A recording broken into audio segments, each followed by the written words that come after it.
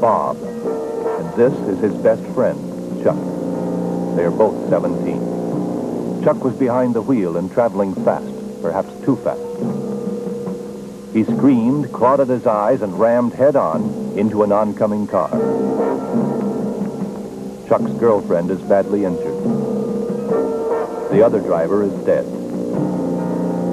And so is Chuck. Why this? What happened? It was only a few short weeks ago, really. Bob and Chuck were friends. Good friends.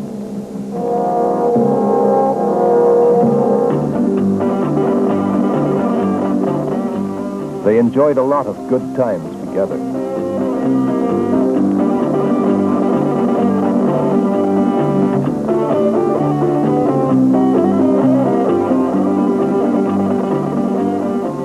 Nothing really unusual about Bob and Chuck, just a couple of guys in the midst of the normal process of becoming adults. Certainly nothing to foreshadow the tragic events in which they were to find themselves, unless it was another group of young people from school. Frank and his group. They too had an interest. Lysergic acid diethylamide, LSD, acid, 25. Take your pick. It's equally dangerous under any name.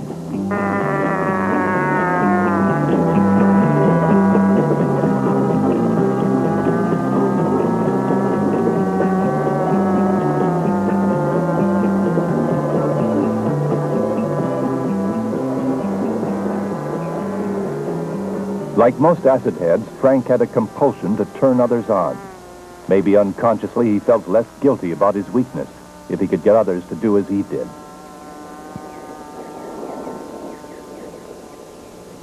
There's a much better way to fly than with toy planes. He tried to be persuasive, but there was something weird about the way he acted. It was an old approach. Taunts, dares, ridicule. If you don't turn on, you don't belong. You gotta turn on, tune in, and drop out. Experience the mind-expanding powers of acid. It's psychedelic, baby. That's what it's all about. Bob was not impressed. He didn't know much about LSD, but what he had heard he didn't like. Acid seemed like a whole lot more trouble than it was worth. Sure, taunted Frank. Exactly what the establishment wants you to believe, and you just beat it up. Bob wasn't convinced, but Chuck was not quite so unaffected. Although he tried to appear nonchalant, the adventure in it appealed to him.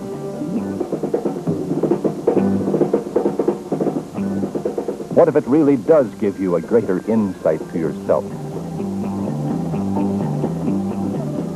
At least we can try the stuff, Chuck argued. What harm can that do? Bob was adamant. It would just be a stupid thing to do. And for the first time, the boys had a real disagreement and went their separate ways.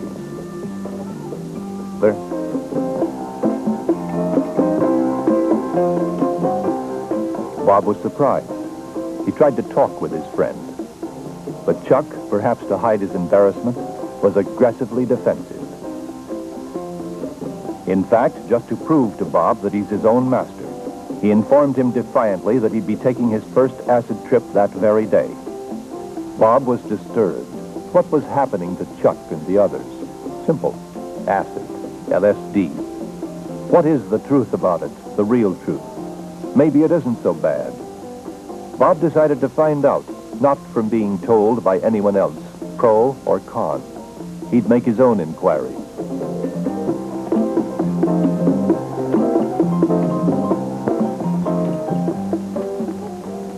The library provided ample scientific information about the drug itself. Lysergic acid diethylamide, 25, was first synthesized in Switzerland in 1938 by a biochemist, Dr. Albert Hoffman, while studying a parasitic fungus that attacked European rye fields. In its pure form, LSD is colorless, with no taste or odor, and when distributed to the users, it is mixed with other ingredients to get bulk. The drug is usually found in capsule or tablet form, in liquid vials, or in the now outdated sugar cube. A single ounce would provide an average dose for 300,000 people.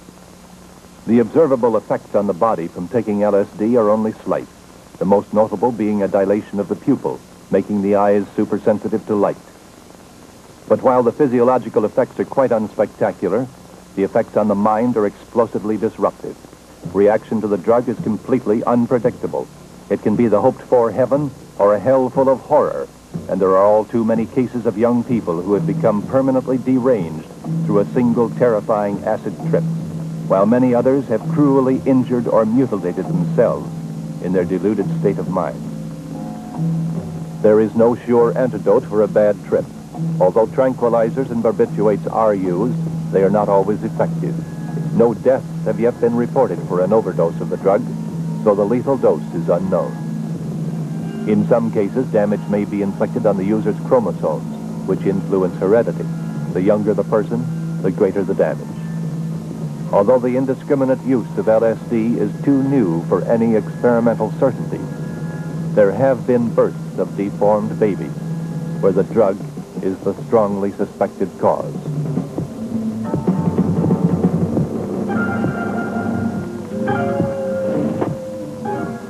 And it is a fact that animal embryos have been horribly deformed by mothers who had been given average doses of LSD. The effects of the drug usually end in 6 to 10 hours, but the risk of an unsuspected mental time bomb remaining is always there. Unexpected recurrence of all the effects in their original intensity has been reported as long as a year after the last trip. One of the claims made for LSD is that it frees the mind for creative thinking and work, yet only the opposite has been proven. It is only in the subject's own deranged mind that his abilities are expanded, a cruel self-delusion. Actually, his creativity is so distorted, no relationship to reality is possible. So, while there are bona fide medical uses and benefits to be derived from the drug, the LSD image made popular by certain advocates is based on myth, while the inherent dangers are based on facts. From a legal standpoint, most offenses involving LSD are classified as felonies. Even the possession of a small amount is a misdemeanor. The drug is considered so dangerous that all legitimate manufacturers have ceased production, and LSD is only legally available for research purposes. Therefore, to provide the acid head with his instant escape, the drug is being produced by underground amateur chemists in clandestine, often unsanitary laboratories, where control over quality is a joke, adding yet another danger to an already dangerous drug. And there is also ample evidence that organized crime is enjoying a good piece of the action. Who then could use such a harmful drug? Unfortunately, the ones most likely to become involved are the high-risk elements, the immature, the unstable, those who will risk everything without a thought to the future. One arrest, and never again will he be able to say no to the question, have you ever been arrested? A fact that will have to be lived with for a long time. LSD is not habit-forming the way some other drugs are. It is worse. The user becomes psychologically hooked. That is one reason why national medical societies have called acid the most dangerous of all illegal drugs and narcotics.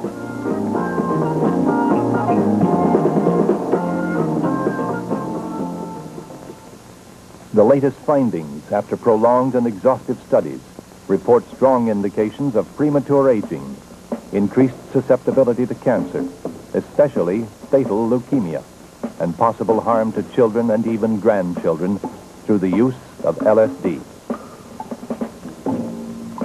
How dangerous? How serious the permanent damage done? No one knows as yet. The answers will come from those young people who today are willing to use themselves unthinkingly as human guinea pigs. As one scientist put it, someday their affected brains may end up in laboratories and provide the answers.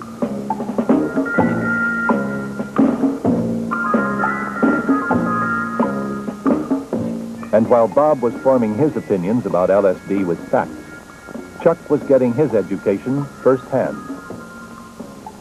With an average dose of acid, the first symptoms may come in 15 minutes, but the usual reaction time is about 3/4 of an hour. So, the brave ones wait for an unknown reaction of the mind-distorting drug. Bob dug deeper. He talked with various kids at school whom he knew were or had been on LSD. He was concerned and puzzled by what he found. A definite shift of values was evident in the acid heads, a subtle but unmistakable change in attitude. They displayed a listless indifference instead of their former awareness, morbid introspection in place of productive activity, a disturbing, decaying, wasting away. The more Bob uncovered, the more he saw for himself the hardships and grief suffered by the parents and homes of misguided young people who are too weak to face reality and try to find a quick escape in a world of illusion. Unfortunately, these dreamy, psychedelic trips are very often one way.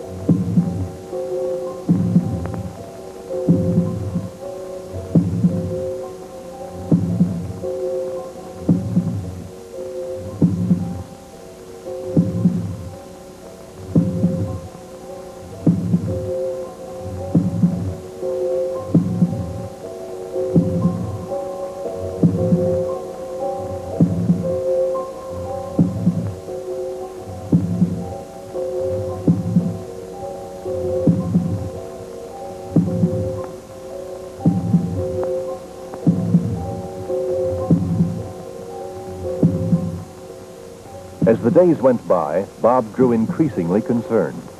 He was learning the actual facts about LSD and the serious effects and consequences of taking it under non-medical, unsupervised conditions. It was a clear picture to which innumerable magazine and newspaper articles gave witness. Frightening accounts of self-inflicted injuries, mental breakdowns, violence, suicide, even murder.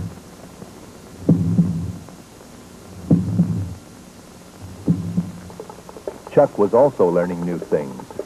Quick, easy ways to pay for his quick, easy pleasures.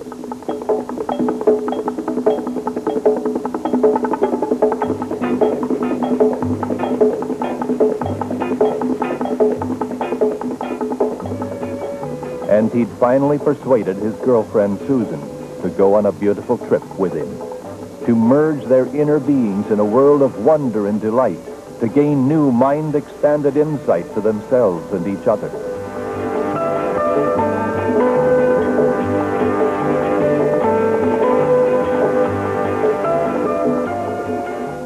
Bob was determined to talk to Chuck and set out to find him.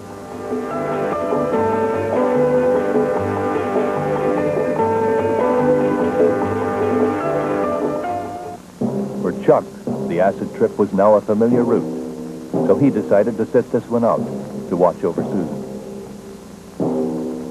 But Susan was not quite turning on as he had planned.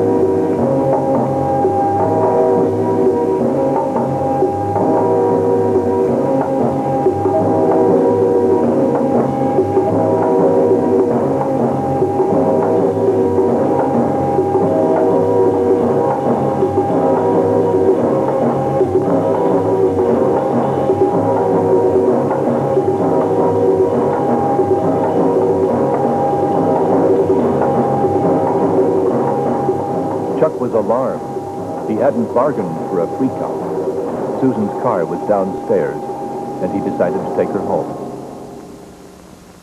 Since it seemed impossible for Bob to get to and talk with his friend, he decided to write a letter. Without sounding stupid, Bob tried to put his honest feelings in the letter. He used the only tools he had left to influence his friend: reason and logic.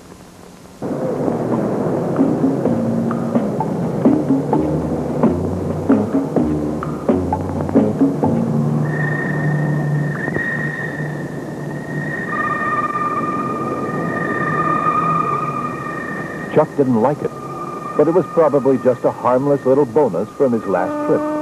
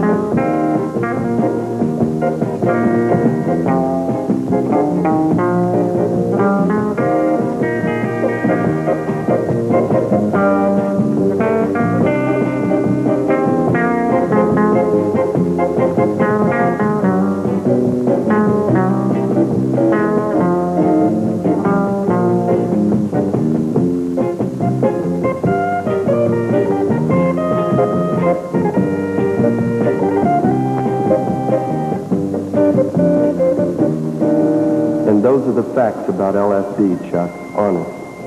There is just no future in being an acid head. You and I have been friends for a long time, and I don't want to try to tell you how to live your life, but like it or not, we are adults now, and we have the power to make decisions that will affect our entire lives. Before you know it, you will be seriously considering marriage. How do you think Susan would feel about the prospect of having deformed children? As for myself, I have just started to live, and I don't want to look back in a few years and have to say, was I ever a stupid kid?